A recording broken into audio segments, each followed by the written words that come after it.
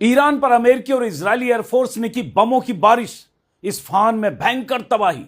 Iran वार में फंसे Trump जंग से भागने की कर रहे हैं तैयारी। अमेरिकी अखबार वॉल स्ट्रीट की रिपोर्ट में खुलासा। जंग में अरबों डॉलर फूके जाने से परेशान ट्रंप, जारी किया फरमान, अब खर्चा उठाएं खाड़ी देश। स्ट्रेट ऑफ हॉर्मुज से अब टोल वसूली करता रहेगा ईरान। ईरानी संसद ने पास किया प्रस्ताव। इजरायल की संसद ने पास किया नया कानून।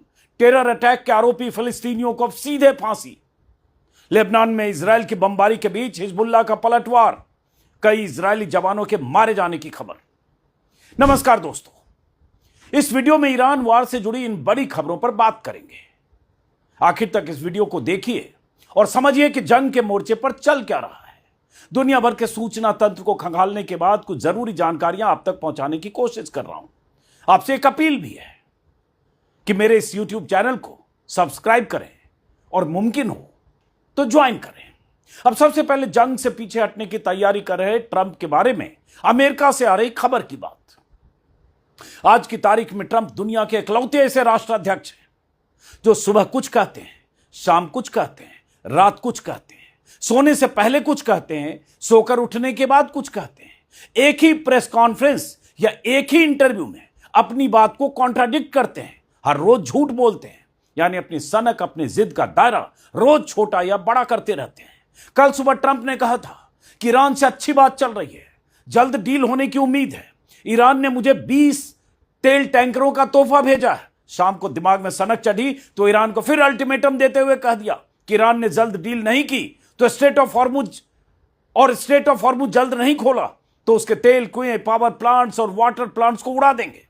रात को अमेरिकी अखबार वॉल स्ट्रीट जर्नल के हवाले से खबर आई कि ट्रंप ने अपने सलाहकारों से कहा है कि हम ईरान के साथ चल रहे युद्ध को खत्म करने को तैयार हैं, भले स्ट्रेट ऑफ हॉर्मुज दोबारा पूरी तरह से न खोला जाए। जिस स्ट्रेट ऑफ हॉर्मुज को न खोलने पर ईरान के पावर और एनर्जी प्लांट्स को उड़ाने की धमकी ट्रंप कई बार दे चुके हैं। वॉल स्ट्रीट के मुताबिक ट्रंप के सलाहकारों का मानना है कि अगर हॉर्मुज को खोलना मुख्य टारगेट बना तो जंग लंबी खिंच सकती है। अमेरिका लंबे समय के लिए इस जंग में फंस सकता है। अब ट्रंप के किस बयान को उनका स्टैंड माना जाए, सोचिए जरा। एक ही दिन में कई तरह की बात अगर ट्रंप कर रहे हैं तो उन्हें क्या कहा जाए। एक पुरानी कहावत है, चित भी मेरी पट भी मेरी। अमेरिकी प्रेसिडेंट के साथ ऐसा ही है। ट्रंप एडमिनिस्ट्रेशन के मुताबिक अमेरिका के मुख्य मिलिट्री टारगेट हैं ईरान के मिलिट्री पावर को कमजोर करना, उसके मिसाइल और डिफेंस सिस्टम को नुकसान पहुंचाना, बर्बाद करना, ईरान के न्यूक प्रोग्राम को रोकना और धीरे धीरे जंग से निकलना। यानी फोकस अब हॉर्मुज खोलना नहीं बल्कि ईरान की मिलिट्री पावर को सीमित करना है। WSJ की रिपोर्ट के मुताबिक अमेरिका खुद हॉर्मुज को खोलने का पूरा जिम्मा नहीं लेना चाहता। वो चाहता है कि यह काम अन्य देश करें या अंतर्राष्ट्रीय प्रयासों के जरिए किया जाए। खबर में कहा गया है कि अब योजना यह है कि तेहरान पर डिप्लोमेटिक दबाव बनाकर हॉर्मुज में फ्री नेविगेशन सुनिश्चित की जाए। अमेरिका अब चाहता है कि खाड़ी देश भी हॉर्मुज खुलवाने के संघर्ष का नेतृत्व करें। यानी ईरान पर हमला करके जंग अमेरिका ने शुरू की। अब जब ईरान में उसकी गर्दन फंस गई है, धमकियों और चेतावनियों से स्ट्रेट ऑफ हॉर्मुज खुलवाने में जब नाकाम हो रहा है तो अपनी गर्दन निकालकर जंग से एग्जिट करने के रास्ते तलाश रहा है। हालांकि ट्रंप ने यह बात कल रात कही है। अब आज जब सोकर उठेंगे तो क्या कहेंगे कोई नहीं जानता। कुछ दिन पहले भी जब स्ट्रेट ऑफ हॉर्मुज खुलवाने के लिए नेटो देशों ने अपनी युद्धपोत भेजने से इनकार कर दिया था, तब बौखलाहट में ट्रंप ने न सिर्फ उन्हें कायर और पेपर टाइगर कहा था बल्कि यहां तक कह दिया था कि इस रास्ते से अमेरिका का कोई लेना देना नहीं, हम तो इधर से तेल मंगाते ही नहीं है। जिन देशों को इस रास्ते से तेल का व्यापार करना है वो जाने कि वो कैसे खुलवाएंगे। अगर उन्हें अमेरिका की मदद चाहिए तो हम तैयार हैं। ऐसे बयानों के बाद फिर ट्रंप ने ईरान को कई बार अल्टीमेटम भी दिया और अमेरिका ने खाड़ी में बड़े पैमाने पर अपनी फौज की तैनाती भी कर दी है। अमेरिकी अखबारों के हवाले से लगातार ये खबरें आ रही है कि अमेरिका ईरान के सबसे बड़े तेल एक्सपोर्ट सेंटर यानी खार्ग आइलैंड पर कब्जे की तैयारी कर रहा है ताकि स्ट्रेट ऑफ हॉर्मुज खुलवाने के लिए ईरान पर दबाव बनाया जा सके। अमेरिका में जिस तरह से लाखों लोग सड़कों पर उतरकर ट्रंप की सनक का विरोध कर चुके हैं, जंग से पीछे हटने और ट्रंप के इस्तीफे तक की मांग कर चुके हैं, उससे भी ट्रंप प्रशासन में बेचैनी है। अपने ही देश में ट्रंप को भयंकर विरोध का सामना करना पड़ रहा है और इधर अमेरिका को इस बात का डर है कि स्ट्रेट ऑफ हॉर्मुज की भौगोलिक स्थिति और वहां की जबरदस्त तैनाती अमेरिकी फौजियों के लिए किलिंग जोन बन सकती है। जैसा कि कई अमेरिकी अखबार लगातार लिख रहे हैं, ट्रंप को आगाह कर रहे हैं। यही हाल खार्ग आइलैंड का भी है। ईरान बार बार कह रहा है कि हम तो अमेरिकी फौजियों के लिए जमीन पर उनका इंतजार कर रहे हैं। यही वजह है कि ट्रंप धमकियों और चेतावनियों की गोले दागकर ईरान को स्ट्रेट ऑफ हॉर्मुज से पीछे धकेलना चाहते हैं, लेकिन ईरान को सुनने को तैयार नहीं है। अब ईरान पर हुए अमेरिकी हमले की बात। ईरान के इस्फहान इलाके को अमेरिका ने एक बार फिर टारगेट किया है। अमेरिका ने 2000 पाउंड यानी लगभग 907 किलोग्राम वाले बंकर बस्टर बम से हमला किया है। अमेरिका का दावा है कि अंडरग्राउंड ठिकानों को तबाह करने के बाद ऐसे कई बम इस्फहान में आईआरजीसी के ठिकानों पर गिराए गए हैं। इन हमलों की वजह से बड़ा विस्फोट हुआ, फिर सेकेंडरी ब्लास्ट शुरू हुए और कहा गया कि डिपो में रखे हथियार और मिसाइलें भी खुद ब खुद फटने लगी। नतीजा क्या हुआ आप स्क्रीन पर इस वीडियो में देख सकते हैं। आग की बड़ी बड़ी लपटें, आसमान में धुआं। वीडियो में ऐसा दिख रहा है कि रात में एक के बाद एक ब्लास्ट होने के बाद वहां की तस्वीर कैसी है। इस हमले के बाद ट्रंप ने खुद ही ट्रूथ सोशल पर बिना कोई कैप्शन लिखे वीडियो भी शेयर किया, यह जताने के लिए कि हमने कितना बड़ा हमला किया है। इस्फहान करीब 23 लाख की आबादी वाला शहर है। वहां बद्र मिलिट्री एयरबेस भी है और ईरान की न्यूक्लियर फैसिलिटीज भी है। इस्फहान में ईरान का एयर डिफेंस सिस्टम भी तैनात है। हालांकि इस्फहान पर पहले भी इतनी बार बमबारी हुई है कि पता नहीं वहां क्या सलामत है और क्या तबाह हुआ है। लेकिन यह इलाका हाई वैल्यू टारगेट है और बार बार अमेरिका और इजराइल के निशाने पर रहता है। इसी साल 7-8 मार्च के बीच वहां हमला किया गया था। पिछले साल जून में हुई जंग के दौरान भी इस्फहान की पहाड़ियों पर अमेरिकी B-2 बॉम्बर विमानों से बंकर बस्टर बमों की पूरी खेप गिराई गई थी, सैकड़ों टन। माना जाता है कि ईरान का काफी हाईली एनरिच्ड यूरेनियम यहां के मलबे में या तो दफन है या ईरान ने हमले से पहले उसे कहीं शिफ्ट कर दिया था। अमेरिका की नजर उस यूरेनियम पर भी है।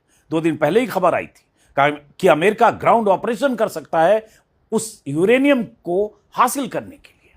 दूसरी तरफ ईरान ने खाड़ी देशों पर फिर से हमले किए।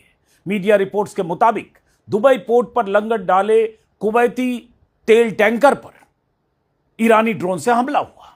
हमले से टैंकर को काफी नुकसान पहुंचा और उसमें आग लग गई। दुबई एडमिनिस्ट्रेशन की तरफ से बताया गया कि आग को काबू में कर लिया गया है। इस टैंकर में कुवैत और सऊदी अरब से 2 मिलियन बैरल तेल लादा गया था, जो चीन के किसी पोर्ट पर जा रहा था। मीडिया रिपोर्ट के मुताबिक कुवैत पेट्रोलियम कॉर्पोरेशन ने संभावित तेल रिसाव की चेतावनी दी है। टैंकर को हुए नुकसान का आकलन किया जा रहा है। वहीं दुबई में एक इंटरसेप्टेड ड्रोन के मलबे से 4 लोगों के घायल होने की खबर आई है। सऊदी अरब ने रियाद की ओर से आए कई बैलिस्टिक मिसाइलों को इंटरसेप्ट करने का दावा किया है। बहरीन में भी ईरान की तरफ से हमले किए गए। ईरान की तरफ से हो रहे हमलों के बाद यरूशलेम में विस्फोटों की आवाजें सुनी गई, यानी जवाबी कार्रवाई में ईरान पीछे नहीं है। वो अमेरिका और इजराइल के हर हमलों का लगातार जवाब दे रहा है।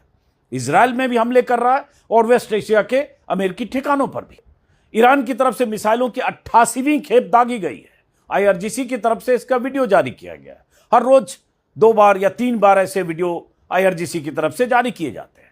इन मिसाइलों के जरिए अमेरिका और इजराइल के ठिकानों को निशाना बनाने का दावा किया गया है। अब एक खबर लेबनान से। लेबनान में इजराइल की तरफ से दिन रात अंधाधुंध बमबारी जारी है। तबाही की तस्वीरें लगातार आ रही है।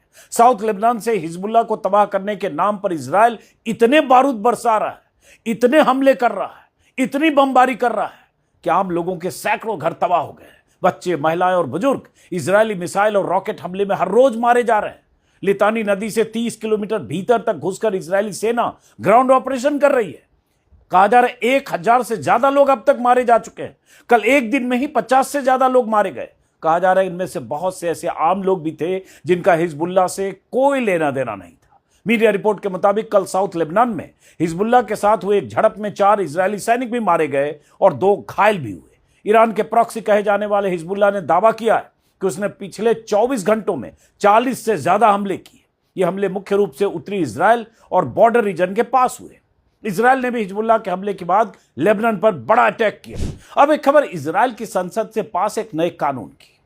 गाजा और फिलिस्तीन के लोगों के लिए बेरहमी और दरिंदगी की सारी सीमाएं लांघने का वर्ल्ड रिकॉर्ड बना चुके इजराइल ने अब एक नया कानून बनाया है। इस कानून के मुताबिक इजराइल ने अगर किसी फिलिस्तीनी को आतंकी हमले के आरोप में पकड़ा तो उसे सीधे फांसी की सजा मिलेगी। इजराइल की संसद ने इस कानून को पास कर इस पर अपनी मोहर लगा दी है। पहले फांसी की सजा वैकल्पिक थी। अब इस नए कानून के पास होते ही ऐसे मामलों में फांसी की सजा अनिवार्य हो गई है। मिलिट्री कोर्ट से फांसी की सजा होने के 90 दिनों के भीतर दोषियों को फांसी के फंदे पर लटका दिया जाएगा। अपील और माफी की गुंजाइश भी लगभग खत्म कर दी गई है। यह कानून खास तौर पर सिर्फ फिलिस्तीनियों पर लागू होगा। अगर कोई इजरायली फिलिस्तीनियों के खिलाफ ऐसे ही अपराध करे, उसके लिए मौत की सजा नहीं, उम्र कैद जैसी सजा हो सकती है। दुनिया भर में इस कानून को भेदभावपूर्ण और गलत बताया जा रहा है। प्रधानमंत्री बेंजामिन नेतन्याहू खुद संसद में इस कानून के पक्ष में वोट देने पहुंचे। इस बिल के समर्थन में 62 सदस्य थे, विरोध में 47। बिल पास होते ही इजराइल की संसद में जश्न मनाने की तस्वीरें भी आई। सबसे ज्यादा जश्न मनाया इजराइल के नेशनल सिक्योरिटी मिनिस्टर ने। यह कानून उनकी पार्टी का पुराना एजेंडा था। कानून पास होते ही उन्होंने शैंपेन की बोतल खोली, लोगों के बीच डेजर्ट बांटकर जश्न मनाया। CNN की रिपोर्ट के मुताबिक नेतन्याहू पहले इस कानून के खिलाफ थे, क्योंकि उन्हें गजा में इजरायली बंधकों पर बदला लिए जाने का डर था। लेकिन गजा में सीज फायर के बाद उन्होंने अपना रुख बदल लिया है और खुद संसद पहुंचकर इसके पक्ष में वोट किया।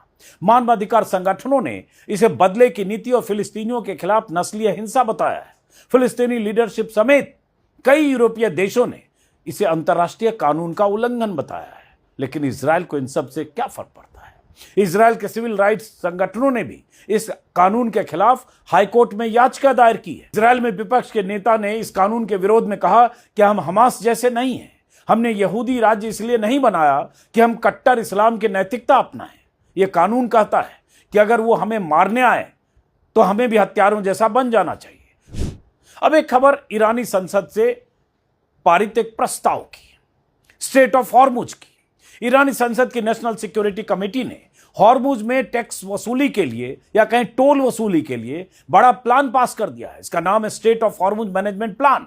इस प्लान के तहत अब जो भी जहाज स्टेट ऑफ हॉर्मुज से गुजरना चाहेगा उसे ईरान को टोल देना होगा। यानी यहां से गुजरने वाले हर जहाज को एक तय रकम देनी होगी जो ईरानी मुद्रा रियाल में ली जाएगी। ईरान का कहना है कि टोल जहाजों को सुरक्षा प्रदान करने और नेविगेशन में हेल्प करने के लिए लिया जाएगा। हालांकि उनके इस प्लान के मुताबिक अमेरिका और इजराइल के जहाजों को इस स्ट्रेट से गुजरने की अनुमति नहीं होगी। यह कानून अभी कमेटी में पास हुआ है। पूरा कानून बनने के लिए अब संसद में वोटिंग होनी है, फिर गार्जियन काउंसिल की मंजूरी होगी, फिर राष्ट्रपति के दस्तखत की जरूरत होगी। लेकिन ईरान ऐसा माहौल बना रहा है कि अब स्ट्रेट ऑफ हॉर्मुज में फ्री नेविगेशन नहीं होगा, अब वहां उसका नियंत्रण होगा, टोल नाका होगा, चुंगी होगी। पहले भी मैं कई बार वीडियो में ये बात बता चुका हूं कि स्ट्रेट ऑफ हॉर्मुज का जो वो संकरा पैसेज है 32-33 किलोमीटर का, उसमें 12 नॉटिकल माइल तक ईरान का टेरिटोरियल वाटर है और ईरान वहां चुंगी नाका लगाकर बैठ गया है। अब यही बहुत बड़ा सवाल है